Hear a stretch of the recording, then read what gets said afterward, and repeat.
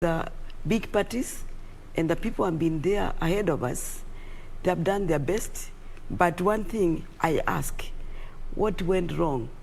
Because it's not a party. That's why I'm saying it's not a big party or the name of the party or the manifesto. You can have a very nice paper written down and you cannot even implement what you have written. I still feel that we are to, as Kenyans, we have the right to blame those who have been there ahead of us. Because they cannot say that something went wrong somewhere. Yes. It is like you give birth to children and you forget to educate one. What went wrong? That child is not wrong. Kenyans, those who are not being in politics, they can say they are not wrong, but we cannot sanitize ourselves. I want to say that any Kenyan who has ability and has reached the age of voting, that person is also to blame. I just feel that we are all corrupt Kenyans. And you know why I'm saying this with due respect? Because we are the ones who are putting people in the office when we know the integrity of the person is questionable. And because they are giving us some places, I've gone around and I see that Kenyans, we have that mindset, that mentality. Nipatie kitu kidogo ili nikupatie kura. And then when you are given that, you put in office the wrong person who is corrupt already. You have seen he is corrupt. And when he enters that, if he has given him, because the one who receives and the one who gives, they are both corrupt.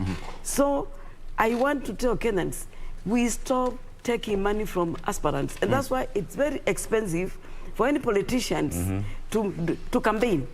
I went around and I told them I'm not giving any money. I want you to tell me your problems. And with what is in the party is not what I give. Is coming, we work together. Decide how resources are going to be shared. And for example, in ELP, Empowerment Liberation, if you look at our object, there are some things which you cannot say, I can wait until I end office in August so that I can step in for that person. Yes. For example, I went to a place near Muranga and I found a child who had fallen from a tree and broken the leg. And there was no transport. The hospital, the health center, there is no, and doctor is just sitting and there is no medicine.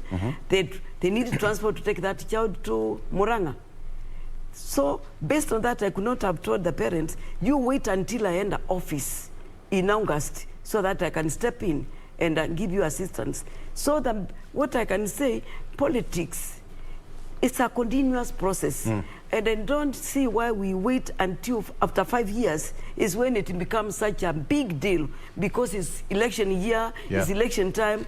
We want to see the politician who we are going to put in office, including myself, to be actively involved every day with the neighborhood, with the Kenyan citizens, and come out and we work together. I just want to say that we are failed Kenyans, also politicians, to the extent that we went so low economically. We have suffered so much with our professionals, people who need jobs.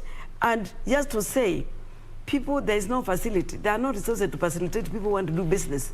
Maybe we cannot go get employment, all of us. There are those who want to do business, but there are no resources to facilitate them. So I feel we are also to blame. And I'm asking Kenyans, please, when you are choosing people, whether they are jumping from one party to the other one, it doesn't mean they are better. You can come, we can have new people, no new faces in politics, so that we can tell the odd ones also who have been there for some time, step aside, because it's a job, as he said. Why are people fighting for it?